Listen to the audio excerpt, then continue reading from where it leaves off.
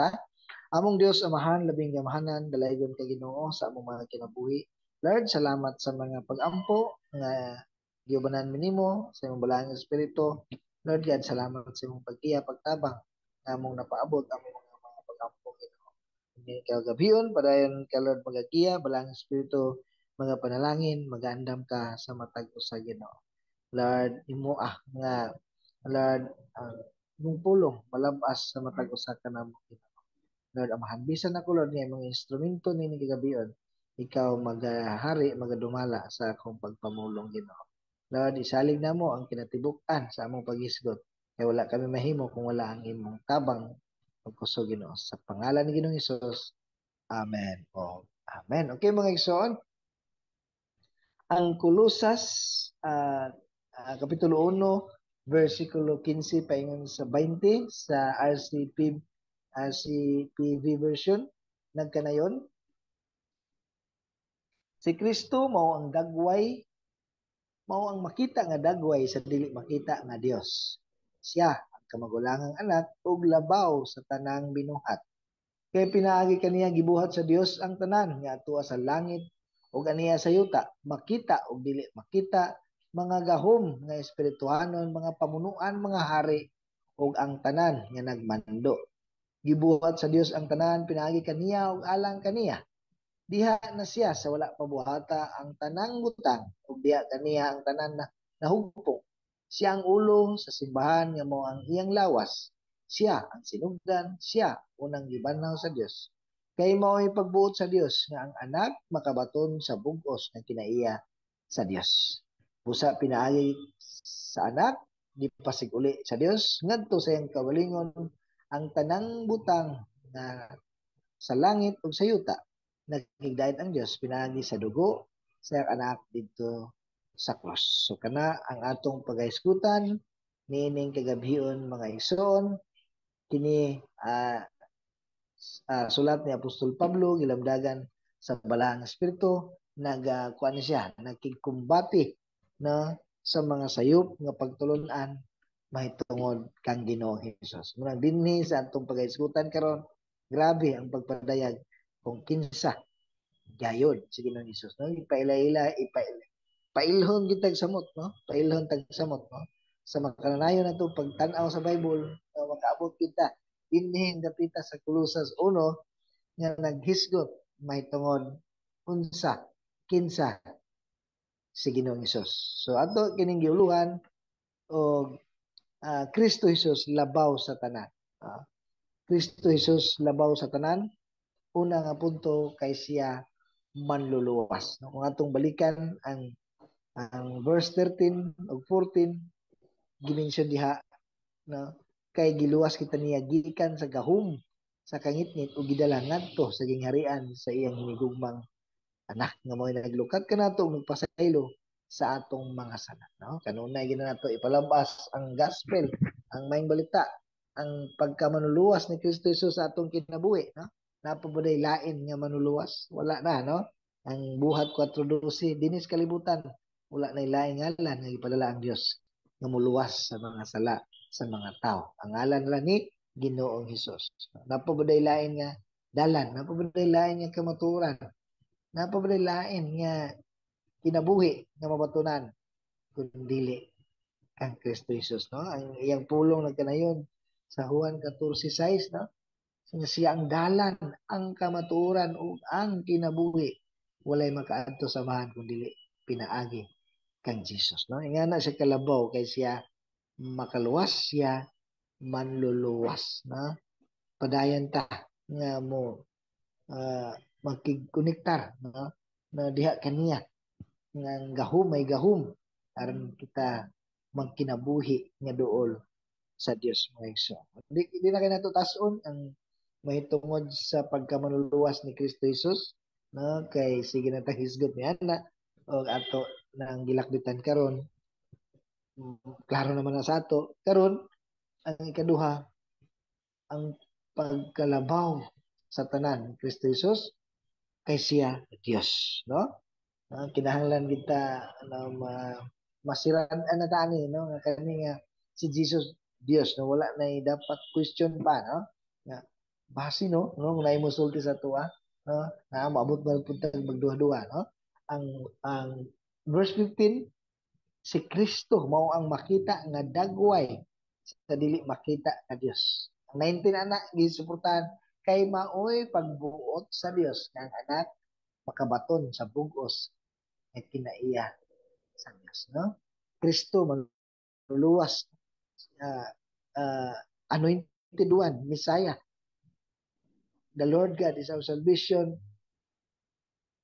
Kung dili sa Dios no di nga kaya talwason dayon ang uban mo gatudlo no nga si Jesus propeta, si sama lang sa mga propeta na maayo nga tao sulundon no son of God like sa mga sila David no? Like sa mga katawan sa Dios no apan mga igsoon si Kristo Jesus Dios God sumala sa atong gibasa no ang Dios Espiritu og dili makita pero nganong si Kristo Jesus Dios makita man na mga igsoon sa panahon sa pagkatao ni Jesus sa panahon kana na iyatang luwason originally dili siya makita na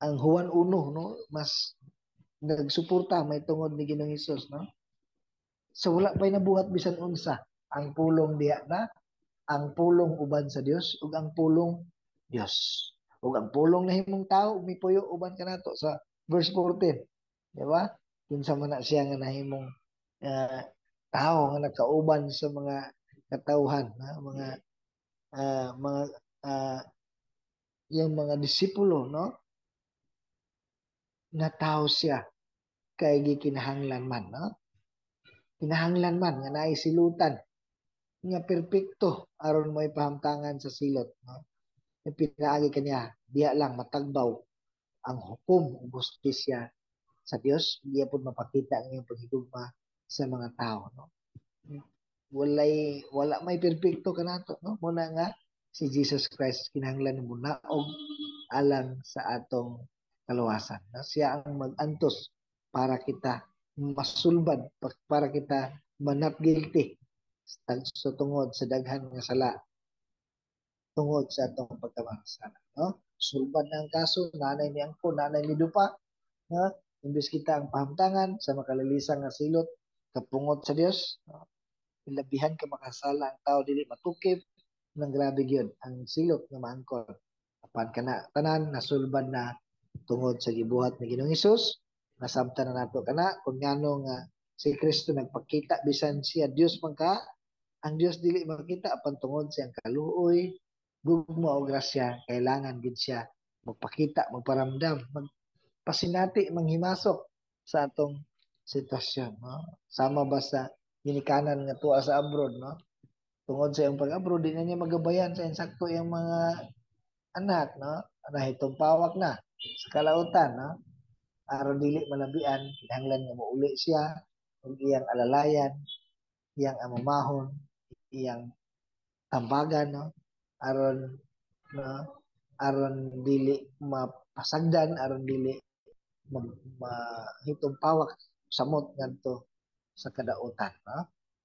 kana nga pagpakita kay naay importanteng katuyuan imin mga igsoon no ang verse 18 sa Juan 1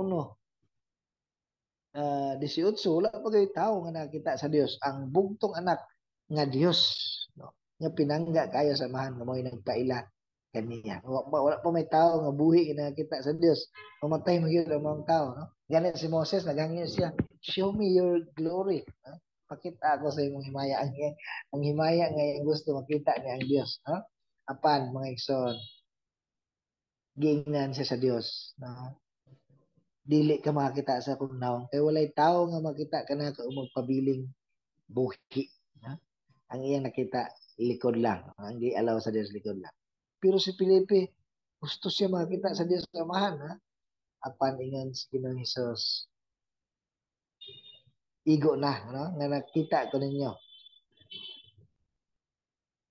dugay na mo nakig-uban kani dugay na ako nakig-uban kaninyong tanan nya wala pa mo gihapon makaila kanako Felipe gina niya ang nakita kanako nakita usab sa mga pusa ngano nagingon ka man nga ipakita kanamo ang amahan wa mo ka mo tuo ako wa na samahan ug amahan aniya kanako no so diha mga dugang nga suporta nga si Ginoong Hesus ah Dios mga igso no ingon pa ganin sa John 10:30 ako ug ang amahan usara ano mo to naalarma ang mga tao no gusto nila nga buton batuhon kay nagpasipala sa Dios tao ra ba ni siya no nagpaka-Dios ka tao ka lang pa nagpaka-Dios ka na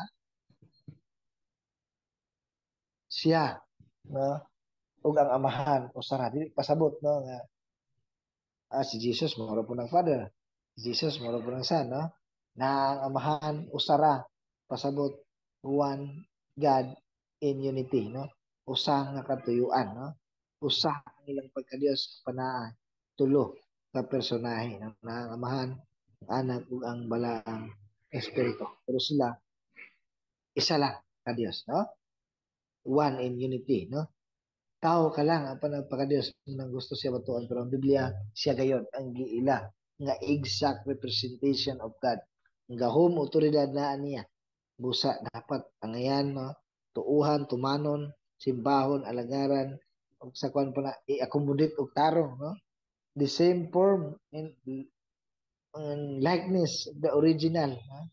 Exactly the same gayud ang ilang kinaiyahan ug hiyas kung all-knowing ang God the Father all-knowing usab Jesus, all powerful, never changing, everywhere, no? Dili makasala, no? Si Jesus, mao kana wa ba tao nga walay sala. Apan si Jesus na tao pero wala isay sala kay siya Dios. Ang ikaduhang Korinto 4:4 dili sila motuon ini tungod kay gibutaan man sa Dios nining kalibutan ang ilang mga nahuna.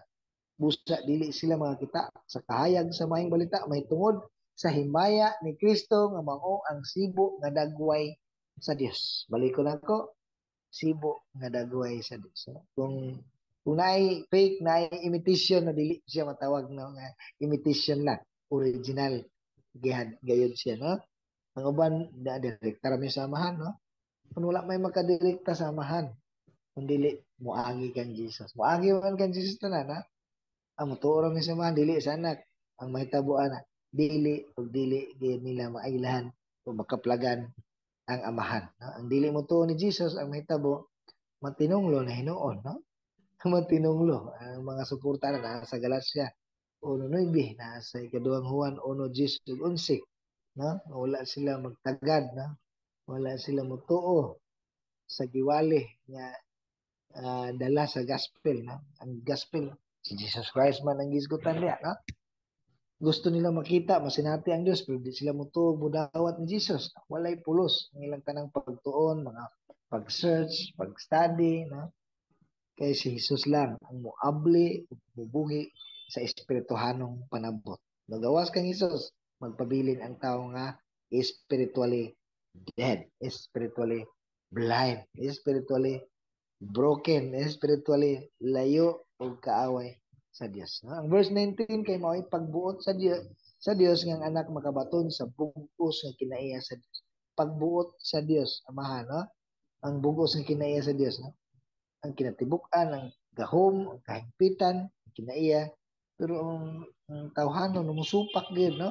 Imposible kaayo. Tataw kuno kayo, no? Ang kanding, mga anak og kanding. Ang baka, mga anak og baka. Ang tao, mga anak og tao. Pero atong tanawon, kung diha bagid siya na ordinary ba ang iyang pagkatao? Di ba imposible ug misteryoso man ang iyang pagkatao? Kay wala siya na tao sa normal, kundi sa Virgin Mary, no? Virgin ang inahan. Amo day maburos magsabak na virgin. Tungod kay kilalang siya sa palaan Espiritu. No? Ang Dios imposible ug misteryoso ang tao gusto tugkaron no gusto uh, pilosopohon no nya pag dili na matugkad maghimo dayon pilosopo nga pumaagi base sa ka-bright base sa experience nganong lisod-lisoron man nato atong utok nganong magduda pa man ta God said it believe it na ug diha ka mas sitol ug dili ka mas struggle amen mga isa na sa atong simple nga uh, simple application and challenge no. So unsang paagi nato makita ang dili makita nga Dios diha pinaagi kang Ginoong Hesus. Diha nato masinati ang Dios na na atong ipabag-o diha kaniya ang atong mga panghunahuna sa mga butang pang eternal no, pang itaas no. Pinaagi sa atong pagdebosyon, pagampo, pagkumalandong sa pulong, pinaagi sa malipayon nga pagsunod kaniya. Nagkinahanglan niya og pagahin og panahon, daghang oras kada adlaw mga iso. No? Dili sa umayo sa kanang panahon sa atong pagkinabuhi kabahin ang Dios mga iso sa atong pangunahon. Sa labaw si Kristo sa tanan, kay siya manuluwas, kay siya Dios, o kay siya number one sa tanan. No? Ang gimension diya, firstborn, siya ang kamagulang anak, o labaw sa tanang binuhat. So, firstborn na aruga siya igsuot. No? So, kay Dios man siya, Dios po di yung maigsuon. Kana, ang dili mao nga pagsabot maigsuon. No? Wala na, gimin ni Pablo, nga si Kristo sa kabinuhat. Siya, firstborn, existed before anything. Nag-una, sa Greek, superior to all. No? Nag-una, labaw. Gigamit ni word kaning firstborn, may tungod sa pagkahari ni David. No? As, bisan siya, dili man siya ang unang anak. Si Eliab man ang firstborn sa ilang papa nga si Jesse. Pero gininsan sa Bible, sa Salmo 89 City, himuon ko siyang akong kamagulang anak na lalaki, ang labing gamahanan sa hari sa kalibutan. Ang firstborn, it's about rank or position mga igso. It's about position. Isip siya, walay katapusang anak sa Dios, siya manununod, magmamando sa kalibutan. Ang Hebreo 1:2, kapanining katapusang mga adlaw, misulti siya kanato, pinagi sa anak. Pinagi kaniya gibuhat sa Dios ang tibuok kalibutan, o dipili siya aron magnag-iya sa tanang butang. Hingpit kahom, otoridad pagdumala na kaniya mga firstborn sa atong pagkakastahanon no, naapod ni siya kalambigitan sa Roma 8:29 kadtong gipili ng daan sa Dios gilain niya aron mahisama siyang anak aron iyang anak mahimong kamagulangan sa daghang mga magsuon. Ano si igsoon kinsa man katong mga kastahanon katong mga obedient sa Dios. Tama siya igsoon upat ka lalaki no, sa iyang inahan. Na siya igsoon nga babae. Apan sa spiritual, sa dihang nangutana ang iyang mga tinun-an. Naay mong ano, yun yung mga tinun-an, naay mong igsuon o imong inahan. No?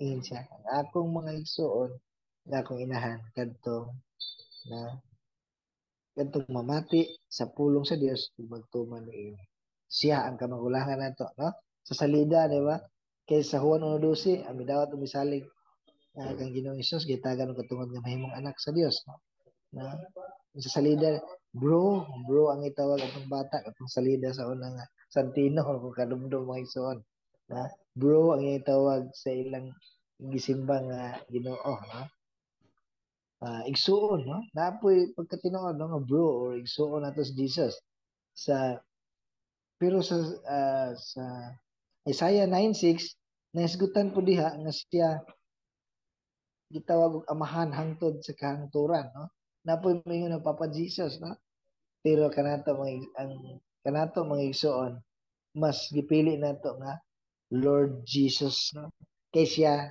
labaw sa tanan no siya manluwas siya Dios siya number one o gani siya kabahin apil sa pag-create sa tibuok kalibutan no? Dili siya basta-basta no igsoon he came from heaven no?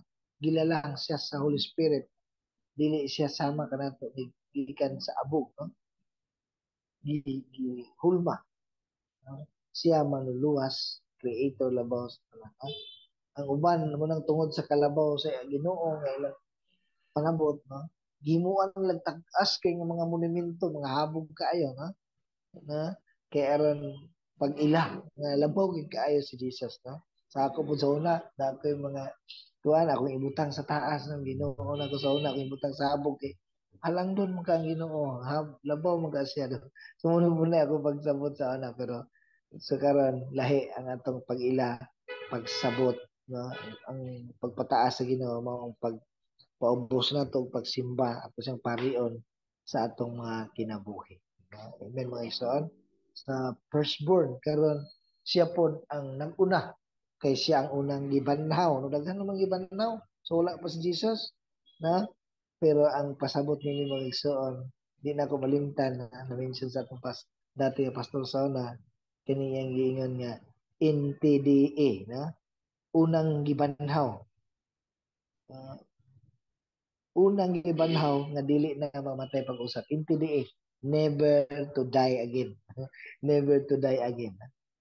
Ang katong gibanhaw sa una sila ni Lazaro, namatay ra man gyapon to, no? So siya ang unang gibanhaw sa Dios gikan sa mga patay aron siya ang maguna sa tanang butang. No?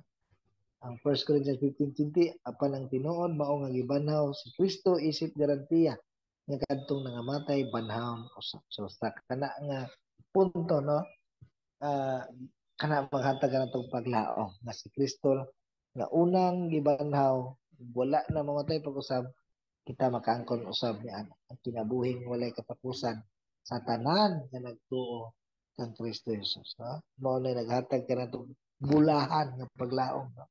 Kay banahon mo po kita pohon unsa ra man ni atong mga suliran karon wala ra ni mubo ra ni kumpara sa saad sa Dios nga kinabuhing walay katapusan puro pagmaya kauban ang presensya sa Ginoo, no?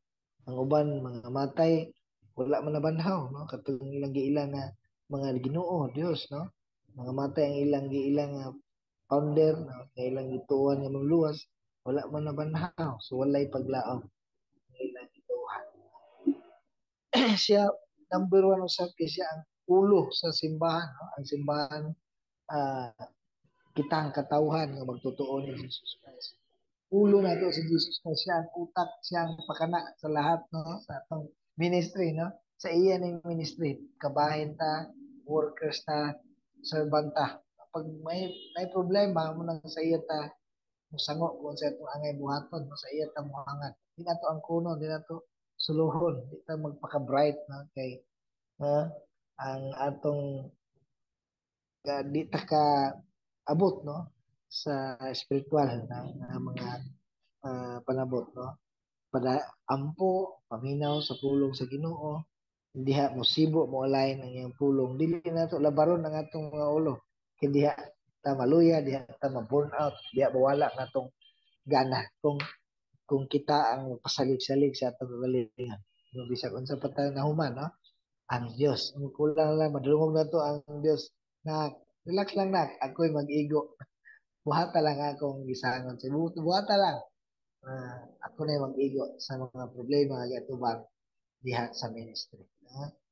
So sa atong mga nahibalan ng mga tungod ni Ginoong Hesus, ang istorya lang palupigay, palabuanay, wa gyud makalabaw, way makalupig, no? Ni Ginoong Hesus. Siya ang ulo ug kitang tanan kabayan sa iyang lawas ug ang matag usa nato naay importanteng gamit. Patas ra ta. Ngano naingon ko nga patas, di man ta patas kay ikaw pastor, ikaw sila worship leader, di man ta patas. Patas ta kay walay nahimong ulo nato. No? Walay makapuli ni Kristo isip ulo sa simbahan, no? Walay iyang gihatagan nga mahimong ulo sa simbahan. Siya lang ang ulo, ang muangkon nga ulo, sira ulo, no? Mga igsoon, gapa ulo-ulo. Pero si Jesus Christ ang atong head sa church, kita man ang church, no?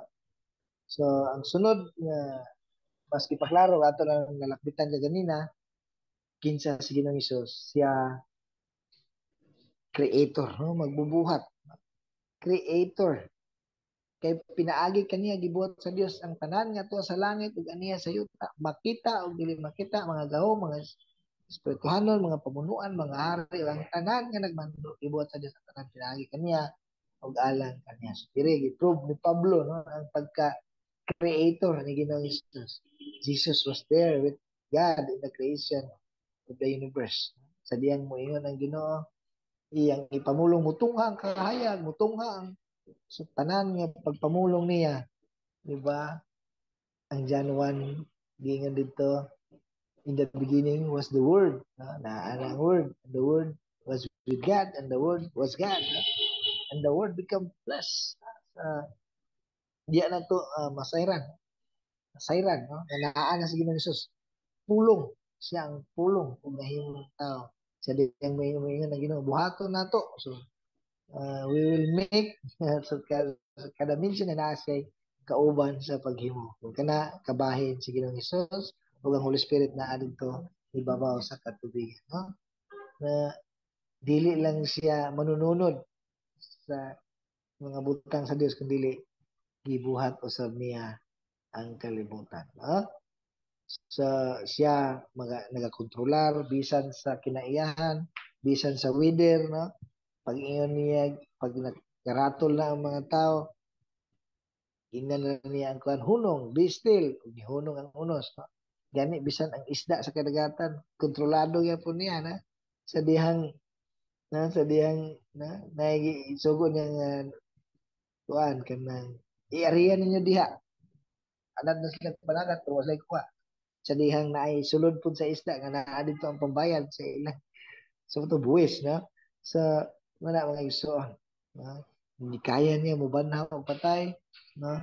Mga milagro pag-ayo, no? Diha gi-prove, no? Ang iyang pagka-Dios nga na in the flesh, no? Sa ingon pag niya, before Abraham was born I am, no? Naa na siya, no? I was, no? Siya manghud kung tanawon sa tawhana, no? Wala, namatay naman siguro namatay na yun si Abraham, wala pa ka, no? Mga igsoon, si Jesus, eternal God, no? Walay panahon nga wala nag-exist si Jesus, na never was a time when Jesus didn't exist. Siya, naa siya, gani, kontrolado niya ang pagpanlihok sa nature, panglihok sa tanan, ha? Sustainer siya sa tanan. Nabuhat ang tanan pinaagi kaniya. Di pwede nga pinaagi kaniya og alang kaniya. Di pwede nga ang kunon sa uban. Di pwede nga ang uban mapasidunggan. Di pwede nga ihalad sa uban. Di pwede nga alagaran ang uban. Dapat tanan ta mo bow down, muuli sa pasidungog. Salamat kang Ginoong Hesus kay angayan kay every knee. Tanan may ginhawa, tanang may kinabuhi, tanang butang iyang gihimo. Bisan ang nagkalain-laing ranggo sa iya man nagikan ang kalam, kahibalo, katakos, bisan ang alidirato ikan kana ni Ginoong Hesus. Through Jesus nahugpong ang tanan, gikuptan niya, nagpadayon og iyang gisangkapan, na iya siya ay kontrola. Na plastar ang tanan sa kalibutan tungod ni Ginoong Hesus ug nagpadayon kini tungod ni Ginoong Hesus unsa pa ka ang atong kinabuhi nga nagtugulian kaya ug kaya kay na iplastar sa Dios. Amen mga igsoon. Kaya niya gikontrolar, iplastar, isangkapan, nagpadayon ang paglihok sa kinayahan bisan tong tuwa sa kawanangan nga nakahang giplastaran niya mga igsoon. Unsa ka ang atong nabuhi nga nagkatulian kaya usab na iplastar sa Ginoo. Amen mga igsoon. Ha? God not only created the world but sustains it. Di usa gipanalipdan ipugnan aron dili magkadulian. So sa atong simple nga application, because God through Christ sustains all life. Walay usa ka nato ang dili maabot sa iyang gugma ug pag-atiman. Amen mga igsoon. Walay usa ka nato ang dili maabot sa iyang gugma ug pag-atiman. Ato lang na atong pangitaon, atong yampo, nga iyang presensya, ang iyang gahom, mamuhat sa atong kinabuhi, ng atong mga pamilya, na atong yampo, atong mga kaubanan, atong mga hunag-hunag emosyon, align kaniya mga igsoon. Gihimo niya ang kalibutan ug ang tanan, ang makita, dili makita ang tanan kayo diyang gibuhat mga igsoon.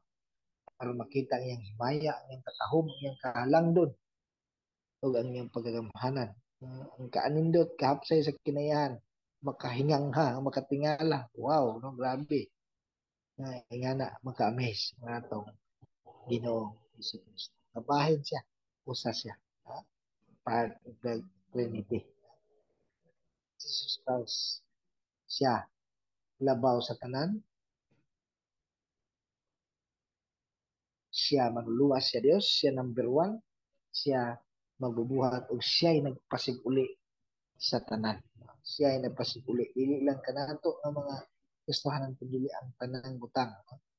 Labaw kay si Jesus Dios, labaw, creator, busa kaya niya moayo, mohupay, ug ang tunglo, no? Mabalikan sa panalangin. Kanang tunglo kaligutlot, kaligutgot, no? Nabanwasan, natabunan sa pagpaagas siyang dugo dito sa krus. Ipasig uli, yung ibalik sa hustong relasyon. No, dili pasabot nga luwas na tang tanan kay nagpalansang sa cross. Gikanahanglan pagyapon nga mopili kung dawaton ba o sa likway ang gibuhat ni Ginoong Hesus dito sa cross. Kung magsalikway, magpabilin ka ng kaaway ug anaa ang kapungot ug tunglo sa Dios ug pagasilutan sa impierno. Pero kadtong midawat, misalig, mito kang Ginoong Hesus, mitugyan silang kinabuhi na sila ang napasaylo, napasiguli ug nabalik ang hustong relasyon. No? Sa dihang nakasala ang tao, dili lang spiritual relation ang naguba, kundi apel ang tibuok kabuhatan, tibuok kinayahan, ha? Kagubot, kadaot, isang ang mga animals, mag-unay, kinananay, na i-attack nila ang mga tanong, no? So, mga igsoon, sa atong diskutan, si Jesus gayud ang gipadako siyang bida, no? Si Jesus ang gisgutan aron mabatukan ang mga sayop ng mga pagtulungan na may wakli sa pagtuo, pagtutok ngadto kang Ginoong Hesus siya labaw maagahom Dios may otoridad sa tibuok kalibutan. Ha? May gihapon no nga naay mga bini no nga mga pagtulungan aron mas mutinaw, mas mapasabot ug maglawom ang pagtuo nato no pag ilag kang Ginoong Hesus no kay kung wala siguro sila di po ni masaysay ni Apostol Pablo kinsa si Ginoong Hesus. Ang Dios nagpadayag usab kaniya o kita nakaambit niini. Sama sa piki nga kwarta no mas maila nato kung tapad ang piki no. No, maupod sa cellphone mas maila nato kung magtapad ang piki o dili piki so sa atong lesson nga kuha karon no.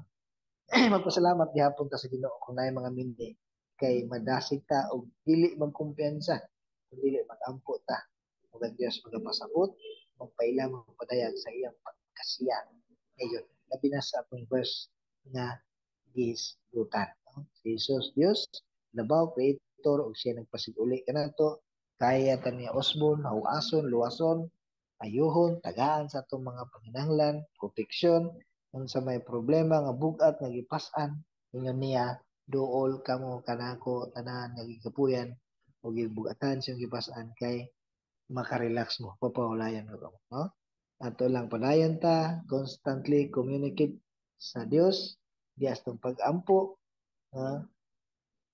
o makananayon nga ato sang i-share sa uban aron sila matabangan nga mailhan nila ang maluluwas nga si Ginoong Hesus ug sila makaangkon usab og bulahan nga paglao na so na mga igsoon sa atong conclusion dayag kung kinsa kadako labaw si Ginoong Hesus busa unsa pa man ang atong pagduha-duha no unsa pa man ang atong mga pagduha-duha ato kanang itugyan sa Ginoo ilho nato siya sa iyang pagkasiya tagaan natong importansya ang iyang pagkasiya tagaan natong interes ang iyang pagkasiya ug tagaan nato siya top priority kay walay maka-equal walay maka-rival sa iyang pagkadiyos. Amen mga igsoon mag-ampo ta among amahan labing amanan daghang salamat Lord God sa mga pagtulunan nga naabot ka namo karon labi na